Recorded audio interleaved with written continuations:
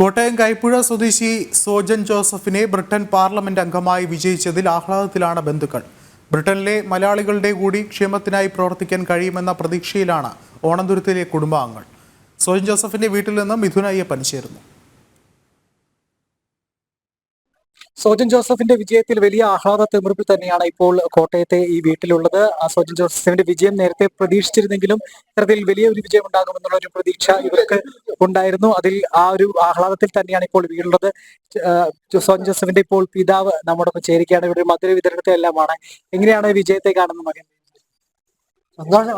എല്ലാവരും ഞങ്ങൾക്ക് മൊത്തം എല്ലാ സന്തോഷമല്ല ഇങ്ങനെ ഒരു സംഭവം ഉണ്ടായതിൽ എന്ന് മാത്രം ഞങ്ങളുടെ കുടുംബത്തിനും വലിയ സന്തോഷം.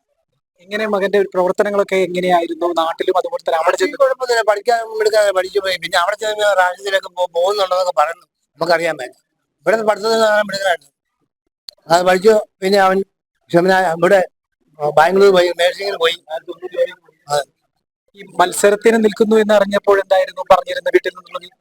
വീട്ടിലൊന്നും സന്തോഷം പറഞ്ഞില്ല. വീട്ടിൽ എന്നാ പറയാ, മത്സരത്തിൽ നിൽക്കുമ്പോൾ വിജയസാധ്യത ഉറപ്പായിട്ടുള്ള സോദന്റെ വിജയം ഞങ്ങൾ വലിയൊരു അംഗീകാരമായിട്ട് ഞങ്ങൾ കണക്കാക്കുകയാണ്.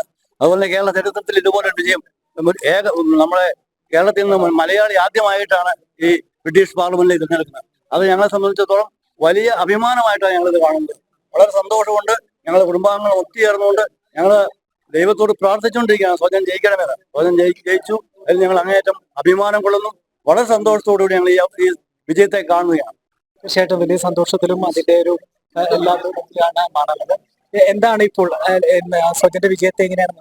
സോജന്റെ വിജയത്തിൽ ഒത്തിരി സന്തോഷമുണ്ട്. പിന്നെ അവന് UK പോയിട്ട് 21 വർഷമായി. അവിടെ പൊതുപ്രവർത്തനത്തിലൊക്കെ പങ്കെടുക്കുന്നുണ്ടായിരുന്നു. പിന്നെ കൗൺസിലിൽ കഴിഞ്ഞ പ്രാവശ്യം മത്സരിച്ച് ജയിച്ചായിരുന്നു. അത് കഴിഞ്ഞാണിപ്പം ലേബർ പാർട്ടിയിൽ ചേർന്നു. എല്ലാവരും ഒത്തിരി സന്തോഷത്തോടെ എല്ലാവരും പ്രതികരിച്ചു. നന്നായി വിജയിച്ചു. ദൈവത്തിന് ഒത്തിരി നന്ദി പറയുന്നു. ഇനി ഞങ്ങള് 7 സഹോദരങ്ങള്, അതിൽ ഏറ്റവും ഇളയവനാണ് അവന്. വിജയിച്ചതിന് ശേഷം വിളിച്ച് സംസാരിച്ചിരുന്നു. മുൻപ് വിളിച്ചായിരുന്നു. എല്ലാവരും ഒത്തിരി സന്തോഷമുണ്ട്. ദൈവം തന്നൊരു വലിയ അനുഗ്രഹമായിട്ട് ഒട്ടും ഞങ്ങൾ പ്രതീക്ഷിച്ച കേസായിട്ട് തന്നെ.